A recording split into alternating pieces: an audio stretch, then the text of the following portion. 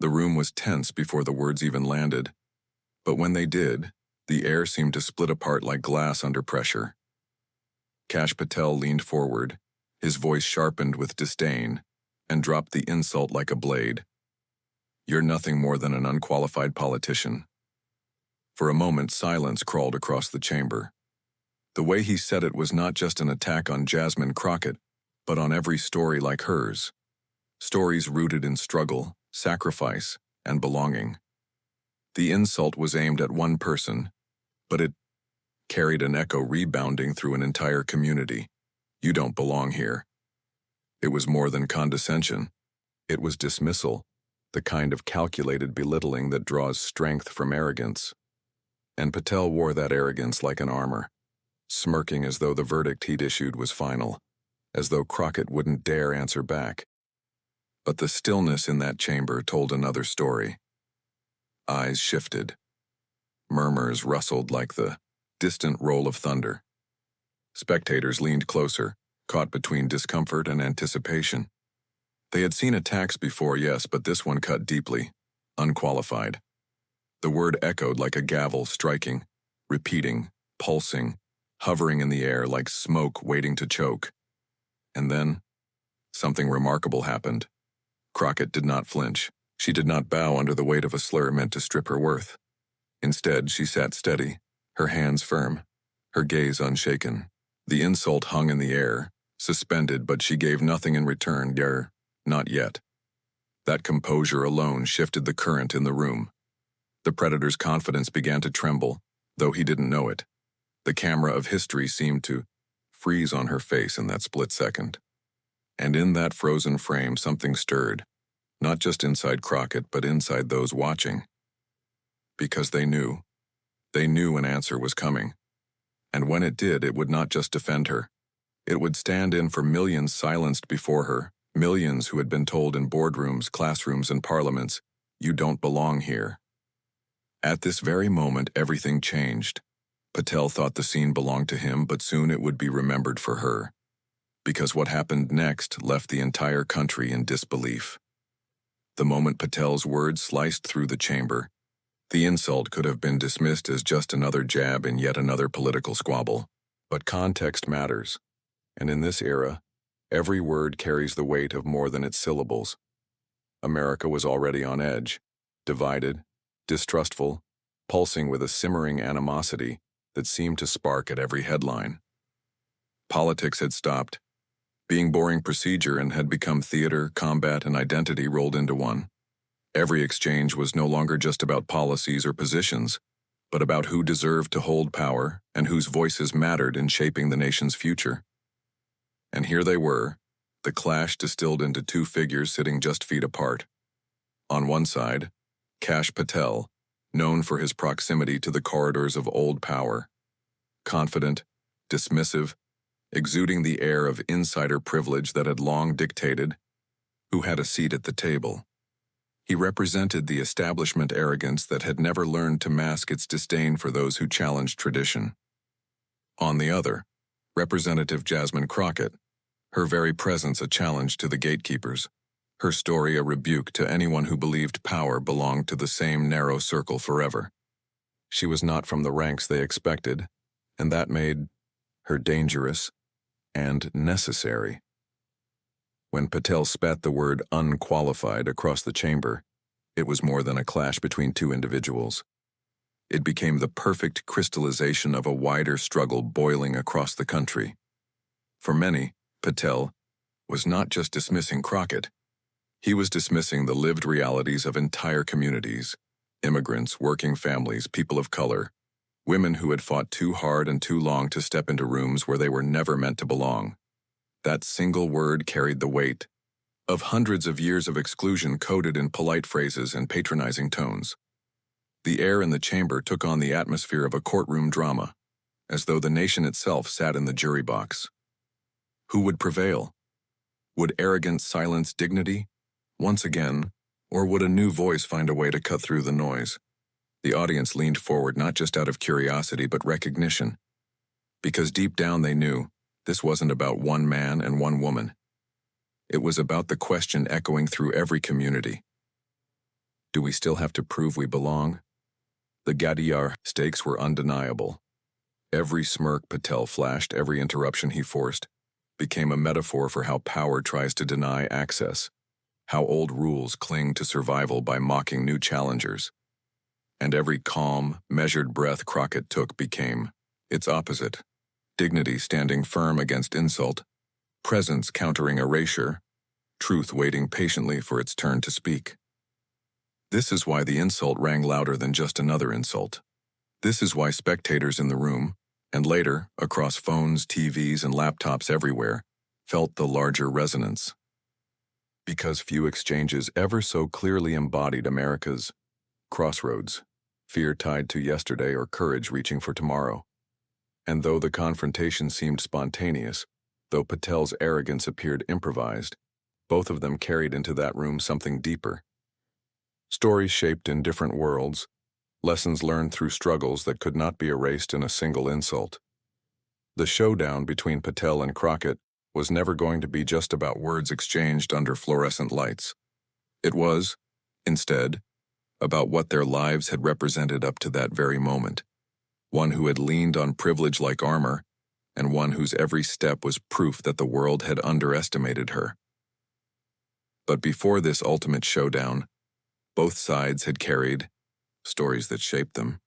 Before that insult ever left his lips, Kash Patel had already built a reputation, not as a consensus builder or bridge maker, but as a fighter who thrived on confrontation. His career was never about subtlety. From the moment he stepped into the political arena, Patel understood that loyalty could outweigh truth, and that allegiance to power could open doors more quickly than principle ever would. He rose through the ranks not by cultivating respect across divides, but by attaching himself like steel to a magnet, drawn to figures who wielded authority and controversy in equal measure. He relished his role inside administrations where attacking opponents had become more valuable than governing. He styled himself as a loyalist, a defender of the throne, the kind of figure who would ignore raging wildfires of criticism if it meant securing the trust of those above him in the hierarchy. His rise was meteoric because he embraced this culture of grievance and combat. Each new role found him closer to the levers of power, despite whispers questioning his preparedness. Whenever critics said he lacked seasoning or depth, Patel brushed them aside like one might casually flick lint from a jacket. What mattered was not expertise but loyalty, not knowledge but devotion. In hearings, televised debates, and press conferences, he built his personal brand on defiance. Where others squirmed under scrutiny, Patel leaned into it. Critics named his record riddled with selective truths, even outright distortions. Yet he seemed almost energized by the accusations. In his mind, the outrage he provoked wasn't evidence of failure. It was fuel, proof that he was winning the attention war. And in politics, attention was everything. Cinematic moments pepper his trail, appearing in front of congressional committees, smirking through questions designed to force accountability, interviews where he dismissed reporters' concerns with quick, cutting lines, private rooms where he reassured allies that attacks from the outside world were nothing more than the noise of the unenlightened. His bravado painted him as both shield and weapon, a man who didn't fear confrontation but actively sought it out. What few acknowledged, however, was the cost of this persona. With every defense of controversial policies, he distanced himself from empathy. With every dismissal of a critic, he hollowed out the space where integrity might have been. Hypocrisy never seemed to trouble him. To his supporters, he was bold. To his detractors, he was arrogant. To himself, he was untouchable. There is a certain elitism that cuts deeper than inherited wealth or old money privilege. It's the elitism of believing one's loyalty to power justifies anything. Patel embodied that spirit. He carried himself with the swagger of someone convinced that the truth could always be bent, reshaped, or redacted in service of the narrative that kept him close to influence. Even in moments of turbulence, when headlines questioned his actions, when watchdogs raised alarms about his decisions, Patel seemed almost to thrive in the chaos. Like a storm chaser who ran toward tornadoes, he leaned into controversy instead of running from it. He would fix his critics with that familiar look, half smirk, half shrug, as if asking, "Is that all you've got?" This was the figure who walked into that chamber the day he faced off against Jasmine Crockett. He wasn't a man unused to criticism or concerned about fairness. He was a seasoned brawler, convinced that domination came from sneers more than substance. He had spent years silencing opponents with interruptions, turning exchanges into spectacles, asserting that his confidence itself carried more weight than their facts. That is why when confronted with Crockett, Patel didn't hesitate. He drew on that same arsenal of dismissal he had perfected throughout his career. The tone of superiority dripping from his voice was not accidental. It was cultivated, the result of years practicing the art of belittlement. His contempt for newcomers wasn't accidental either. In his world, politics belonged to those who had already claimed their stakes, those who had survived the wars of loyalty and allegiance. A woman, a relative newcomer, armed not with establishment blessing but with grit and purpose. She threatened the order he knew. And for people like Patel, threats were never engaged with humility, only crushed with arrogance. So when he leaned in, his words sharper than knives, dismissing Crockett as unqualified, he was only following the script he had written for years. To him, power meant preemptive dismissal, control meant mockery, and winning meant erasure of the opposition, before they even found their footing. He believed he had seen this story before. He thought the ending was already in the bag. To him, Crockett's presence was simply another item to brush aside, a flicker destined to fade. That's why his smirk felt so assured, so unshaken. He thought nothing awaited him but another easy victory. So when he turned his gaze toward Crockett, the smirk on his face suggested he thought he'd already won.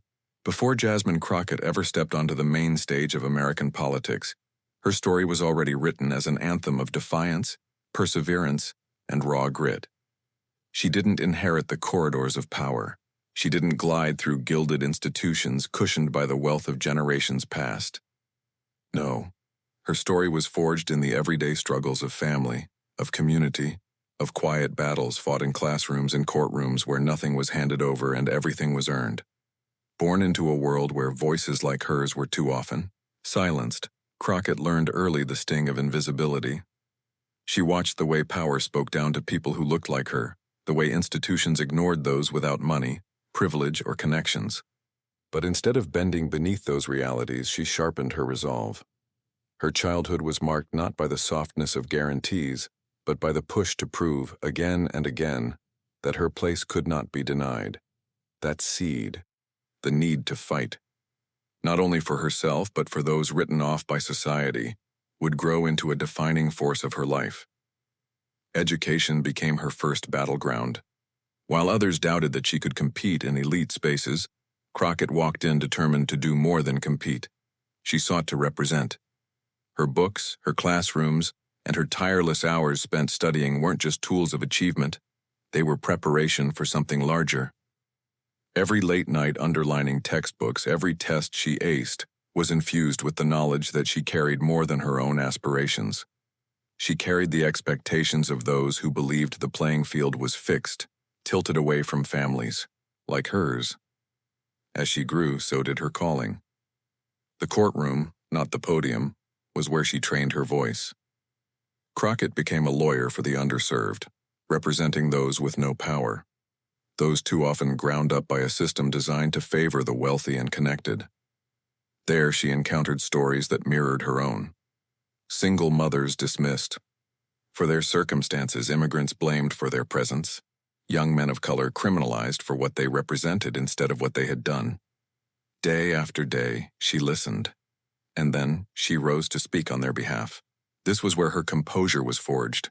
In rooms where prosecutors towered over poor defendants. In hearings where laws tilted dangerously away from fairness. She learned not only how to argue, but how to carry dignity even when insulted, how to maintain clarity when shouted down. She taught herself to bear the weight of arrogant smirks, of interruptions, of belittling, without losing her fire. Grassroots activism soon became her second home. Crockett didn't chase stages for the applause. She met people face to face. She walked into communities others called too difficult, too small, or too forgotten.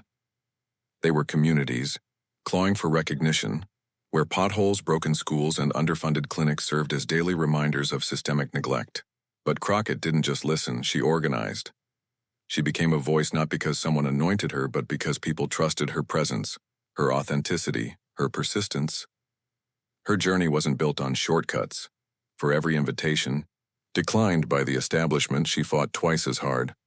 For every headline that overlooked her, she created ripples in the streets, in precincts, in neighborhoods where stories seldom captured national attention, but where democracy's true heart still beat. She spoke not with the polished detachment of career politicians, but with the raw conviction of someone who lived the struggles she carried. Crockett's rise reflected a kind of defiance America needed, but rarely celebrated. She wasn't supposed to be next in line.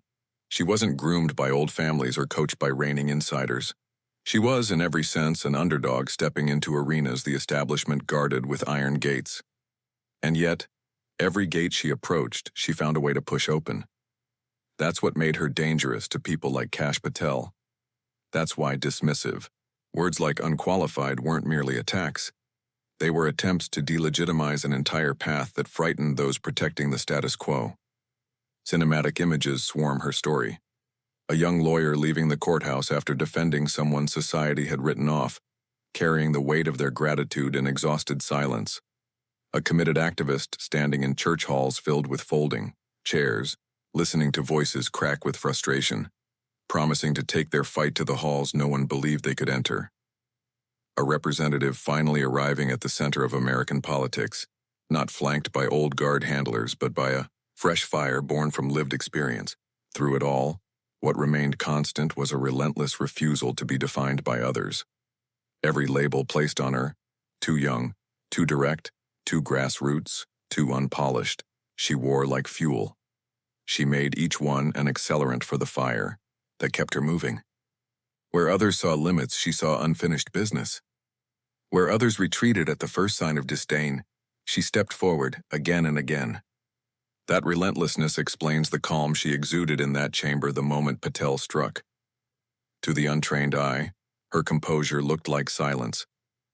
But in truth, it was history speaking. History of a woman who had carried too much, confronted too much, and endured too much to ever be crushed by one more insult from a face of the establishment. The smirk Patel cast at her wasn't the first she had seen. It wasn't the first time someone in power had underestimated her presence, her preparation, or the fire in her convictions. Whether in classrooms, courtrooms, or community halls, Crockett had heard variations of "you don't belong here" too many times to count. And every time she had responded not with retreat, but with persistence, with focus, with dignity. Her story was far bigger than one moment of belittlement. But that one moment was about to become hers. The culmination of family lessons, courtroom, battles, grassroots fights, and political ascension had prepared her for the confrontation now unfolding. Everything she had been through, every uphill battle she had faced, every insult she had already turned into fuel, all of it was converging into this instant. And that relentless spirit was about to be tested, live, in front of millions. The chamber had settled into the kind of silence only discomfort can create. Brittle, breathless, the kind that makes people shift in their seats without realizing it. Kash Patel sat forward, his elbows anchored against the desk, his words sharp enough to draw blood without ever raising his volume. He let the insult hang, then repeated it again, as if savoring its sting. Unqualified. He didn't just say it once. Like a drumbeat echoing through marble walls, he rolled it out again and again, casually, confidently, as though repetition alone could hammer it into fact. Unqualified. The word became his weapon, a cudgel in a room where truth was supposed to matter. The first time, people winced. The second time, whispers broke into ripples of unease. By the third, some faces hardened, others looked down at the papers in front of them, as if the weight of eye contact was too much to hold. Patel fed on those reactions, the grimaces, the sidelong glances. He carried himself like a man accustomed to dominance, mistaking avoidance for victory. Crockett sat across from him, unmoved, her face composed into stillness. She had heard, It before, not necessarily from his mouth but from the system itself. Every time a woman of color had to justify her right to be in the room. Every moment when credentials and experience were dismissed as invisible. The insult wasn't new. What mattered was how she would answer it. Patel laughed lightly, shaking, his head as though the situation amused him. He leaned back, exuding the smugness of somebody convinced they had already won the exchange. Between interruptions, he gestured dismissively with his hand, signaling impatience as Crockett prepared to speak. Each time she began to form a point, he cut across her with a sharper, louder, unqualified. Cutting the air, slicing into her space, robbing her of rhythm as if denying her a chorus. The audience could feel the imbalance. A woman trying to speak, a man refusing to let her. The optics were undeniable, and the chamber crackled with discomfort, some spectators pretending to scribble notes to avoid acknowledging the spectacle. But the tension was magnetic. Everyone in the room could sense that something was building, like static before lightning. Crockett's silence was strategic, not submissive. She adjusted her microphone gently, a small gesture, almost imperceptible. The sound alone signaled that she was still there, that she was preparing. Her eyes fixed not on Patel but on a point just beyond him, refusing to give him the satisfaction of her glance. Her face betrayed nothing, but internally, she measured the moment like a mathematician, penning the elegant solution to a long equation. Patel must have mistaken her stillness for weakness. With each interruption, his swagger swelled larger. He leaned further into the desk, his smirk growing sharper. He chuckled under his breath after each utterance of the word, unqualified, making it less an argument and more a taunt. The dramatic rhythm spilled across the venue. Each repetition of his insult banged like a gavel, and after each one, watchers leaned in further, closer, waiting for Crockett's reaction. Some clenched their jaws in discomfort. Others muttered almost inaudibly under their breath as if urging her on. She didn't rush. She didn't flash anger. Instead, she allowed the word to burn itself out like a flame starved of oxygen. She sat, patient, stone still, tethered to composure. It was the kind of control that unsettles opponents more deeply than rage ever could. Every second of her silence made Patel louder. Every moment she withheld her answer, his overconfidence became visible, almost theatrical. The chamber had once been his stage, but his interruptions, once sharp, began to sound repetitive, even desperate. Unqualified. Again. The word snapped against the walls like a whip that had lost its sting. And just then, the mood shifted. Subtly at first, but unmistakably. Eyes drifted back toward Crockett. They weren't waiting for him anymore. They were waiting for her. Patel hadn't noticed, but the spotlight had already moved. The fire he was so sure belonged to him was now illuminating her silence. The discomfort in the room deepened, but transformed. It became anticipation. The kind of current before a storm where everyone knows something is about to break. The phrase that had once sounded cruel now echoed empty, a hollow weapon. And through it all, Crockett sat calm, measured, deliberate, steady. 1,000 comebacks could have spilled from her lips, but she held them. She weighed them. She was waiting for something bigger. The perfect pause, the right moment, the sentence that would not simply answer him, but end him. The audience could feel it. The world could feel it. The chamber itself seemed to inhale in unison. The room held its breath, waiting for what she'd do. It happened in a heartbeat, and yet stretched like a slow-motion scene in a film where every glance, every breath, every second of silence drips with gravity. The moment Kash Patel tossed his smug smirk across the table and repeated the word, unqualified, yet again, something shifted. The chamber, the spectators, even the cameras seemed to lean toward Rep. Jasmine Crockett, as though they already sensed that patience had kissed its limit and resolve was about to take form. And then she spoke. Her voice didn't rise. It didn't match his aggression. There was no scream, no flailing hands, no panicked energy.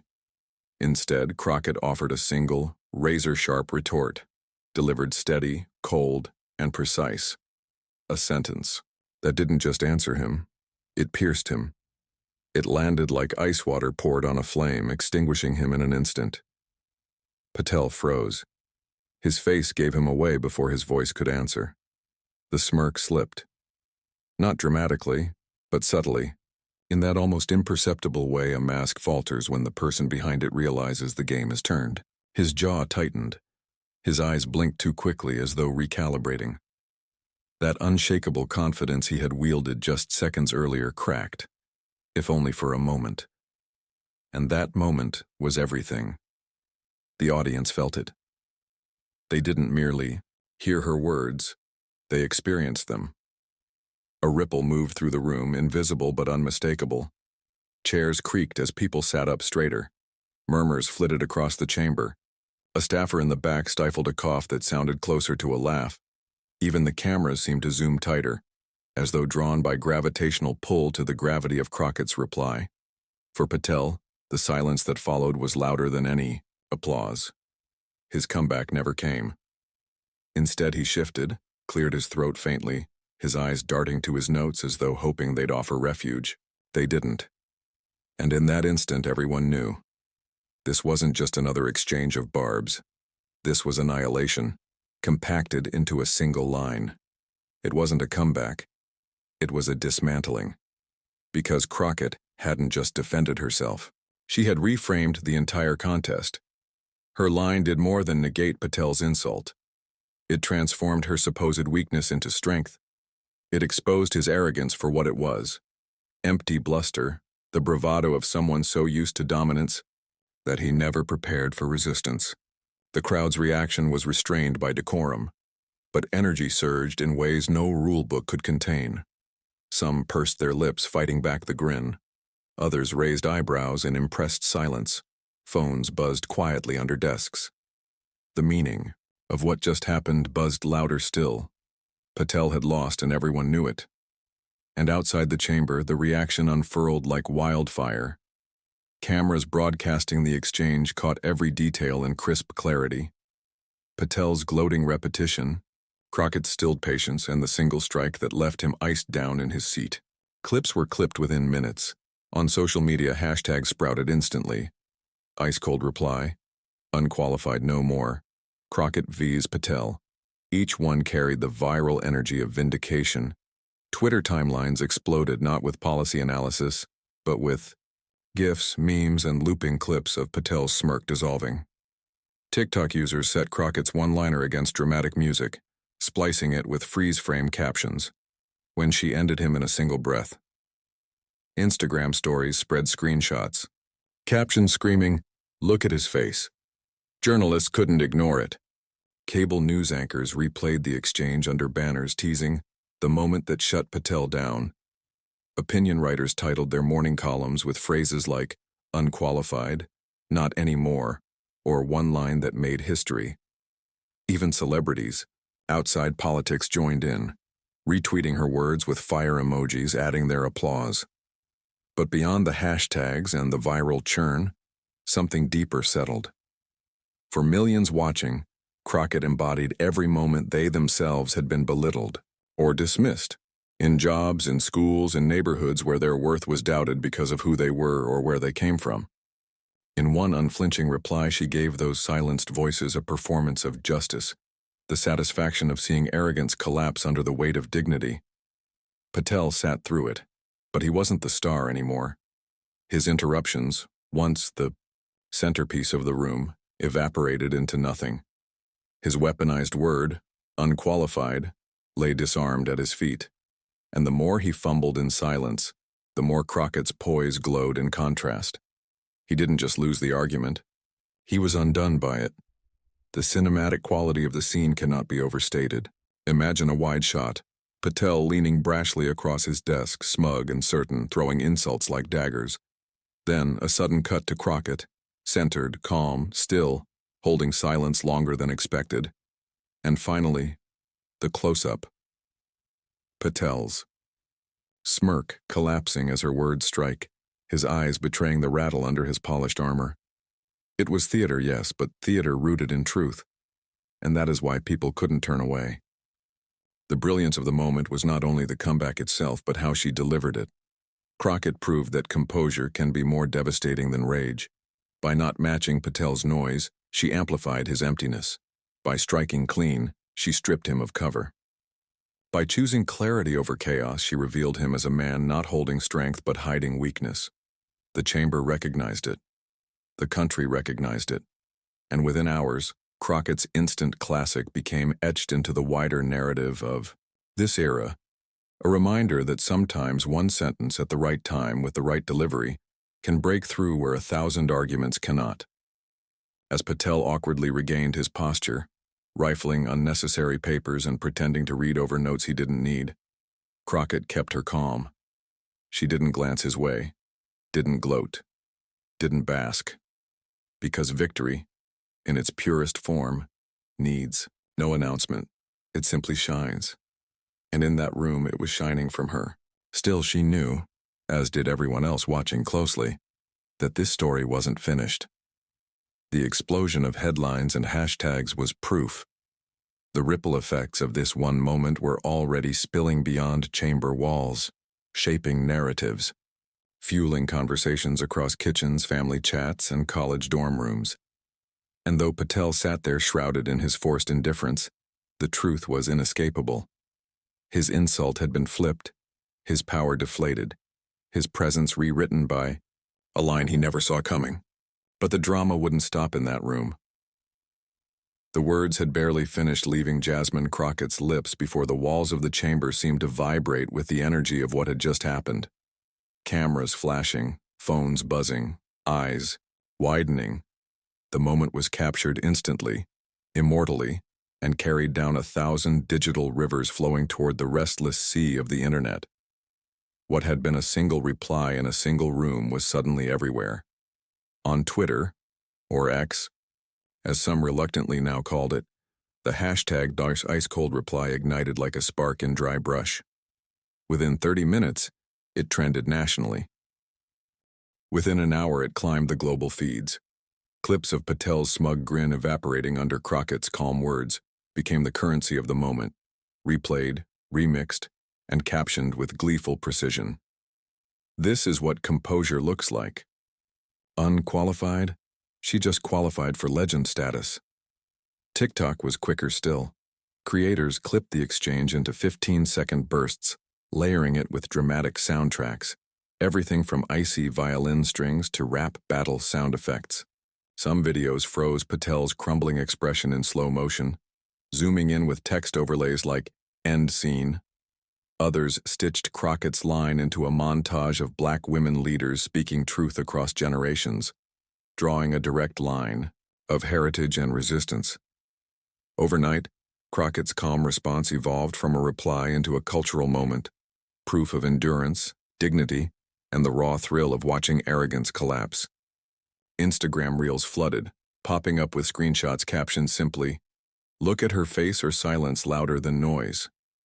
And on Facebook, more traditional commentary pages began sharing the clip with the headline, "The Shutdown Heard Across the Country." Within hours, the ripple reached cable news. Commentators who had spent their careers dissecting policy numbers suddenly found themselves replaying Crockett's one-liner in primetime segments. One anchor set it up with mock drama, pausing right before her words rolled as if to give viewers the pleasure of anticipating Patel's downfall all over again. Another called it the political knockout of the year. Influencers and celebrities outside of politics joined the chorus. A Grammy-winning artist quote tweeted the clip, writing, This is why we need new voices at the table." A well-known comedian went viral himself by parodying Patel's repeated interruptions, before collapsing into mock silence as Crockett's strike landed. Even professional athletes jumped into the feeds, placing Crockett's clapback alongside. Famous sports comebacks calling it top-tier highlight reel stuff. Reporters started digging in too, labeling Patel's approach as overconfident, undone in seconds. Opinion pieces flourished overnight, painting him as the embodiment of arrogance that finally met its match. Meanwhile, Crockett's name surged across search engines, her social media followings rocketing as people flocked not just to replay the moment, but to learn the person behind the ice-cold composure. Supporters weren't quiet. Grassroots coalitions, community organizations, and advocacy groups posted messages of solidarity. For every time we've been labeled unqualified, tonight Representative Crockett answered for all of us. Volunteers across the country shared the clip as fuel for their causes. It wasn't simply partisan victory. It felt deeply personal to many. To immigrant families, to young women chasing opportunities, to underdogs pushing against barriers, Crockett's reply became shorthand. We belong, we endure, we rise. The shockwaves gained momentum because Crockett did what few manage. She turned one man's insult into a universal anthem. The drama wasn't confined to the chamber. It spilled into classrooms, coffee shops, and kitchen tables. College students shared the meme like it was required reading. Families emailed the clip back and forth with subject lines like, "Watch her shut him down." Talk radio callers couldn't stop invoking it as proof of the cultural tide turning, proof that the arrogance of elitism was no longer untouchable. Meanwhile, Patel, in the glare of all this, stumbled. His attempts to recover were awkward, disjointed, and quickly overshadowed by the avalanche of Crockett's rising star. He had tried to dismiss her, to strip her of credibility with one word. Instead, it was his own credibility that the internet gleefully shredded, replaying his falter in endless loops. He had walked in with swagger. He left as the meme of the man silenced mid-smirk. The phrase, "shut down," heard across the country, wasn't hyperbole. It was literal. By sunrise, national morning shows carried the clip. International feeds picked it up, translating subtitles into languages far beyond America's borders. It was no longer merely Crockett versus Patel. It was a microcosm of dignity against disregard, composure against arrogance, belonging against exclusion. And beneath the spectacle, something deeper hummed. For Crockett, this wasn't just about a viral moment. It was about all the stories threaded into her response, her family, her community, her journey from grassroots activism to national prominence. Every share, every like, every cheer carried in it the validation of those overlooked voices who now saw a reflection of themselves standing tall, calm, and defiant in one unforgettable line. Patel had tried to reduce her to unqualified. The world responded by elevating her to a symbol, and yet, as the storm of memes and headlines raged on, those watching closely realized the true question wasn't about what happened that night, but about what it meant for the nights to come. Because sometimes viral fame fades with the next cycle. But this felt different. This felt like the beginning of something bigger. But beyond the viral fame, this moment carried something deeper. What happened in that chamber might have looked like a fight between two people, but its meaning stretched far beyond the frame. For Kash Patel, the word unqualified was meant to wound. It was designed to erase, to deny, to reinforce the idea that belonging is reserved for a select few. But Jasmine Crockett, in her ice-cold composure, rewrote the insult. She transformed it into proof that credentials are not forged in titles handed down or in corridors of privilege. They are won through service, through sacrifice, through standing steady even when the world leans hard against you. The truth she embodied that night was simple yet profound. Arrogance collapses under the weight of dignity. Patel's confidence had come from rank and proximity to power. Crockett's strength came from lived experience, from listening to people no one else heard, from fighting cases no one else wanted, from representing communities who had been told again and again that they were too small, too unimportant, too unqualified to matter. And in that quiet, piercing reply of hers, she reframed the entire insult. Being qualified is not about how polished your resume looks to an old guard already seated comfortably at the table. It is about service. It is about the willingness to step forward when others step back, to confront injustice when others stay silent, to carry the weight of voices dismissed and erased. Crockett reminded everyone, whether consciously or not, that credentials built on human dignity will always outlast titles wielded as weapons. That is why her response resonated so deeply. People across the country saw themselves in her. They remembered the job interviews where their names or accents drew skeptical glances before they even spoke. They remembered classrooms where their answers were overlooked until repeated by someone else. They remembered corporate rooms, courtrooms, political spaces where the word unqualified was used as a gate to keep them out. And in Crockett's presence, standing calm and unflinching, they felt a vindication that many had been waiting their entire lives to experience. This moment wasn't about left versus right. It was about dignity against arrogance, authenticity over elitism, the universal truth that worth cannot be measured by who mocks you, but by who you serve and how you stand. The beauty of Crockett's victory was that it didn't require fireworks or raised voices. Her power was in the quiet certainty of knowing who she was. That stillness, that refusal to flail or match Patel's noise, sent a louder message than any insult could. For those watching, it wasn't about politics anymore, it was about self-worth. It was about hearing, if only for a few seconds, a reminder that you are enough, even when someone tells you you're not. Think of what that teaches. Qualifications cannot come from smirks or sneers. True legitimacy isn't given by those who cling to power with arrogance. It is earned by those willing to show up for justice, to speak truth without fear, to represent with honesty and care. Crockett's reply didn't just defend her place, it defended the place of millions who are told daily to prove themselves 10 times over. That is why the clip wasn't just viral entertainment, it was inspirational fuel. For the young woman considering dropping out of her program because she feels unseen, watching Crockett was a reason to stay. For the immigrant family tired of being questioned, it was proof that their existence is qualified by its own resilience. For every underdog facing down a gatekeeper, it was a reminder: the gate is breakable. Perhaps the greatest lesson is this: arrogance may win the microphone for a moment, but authenticity wins memory. People will forget Patel's taunting word. What they will never forget is the sight of Jasmine Crockett, calm and resolute, delivering a reply that outlasted his smirk. In her strength, dignity rose above derision. In her composure, the establishment's elitism crumbled. The legacy of that moment is not confined to politics or to one chamber. It belongs to everyone who has been told, "You don't belong," and answered not with rage but with persistent service, truth. It belongs to every voice rising from the margins into the center. It belongs to you. And that is why, long after the hashtags fade, the moral will remain. Insult cannot defeat service, arrogance cannot smother dignity, and no sneer can erase authentic worth. Because in the end, Crockett showed the nation, and the world, that standing tall with truth is the most unshakable qualification of all.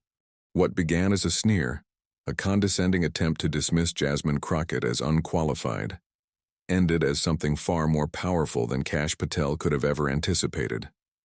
His insult, designed to belittle, became the spark that cemented a legacy moment.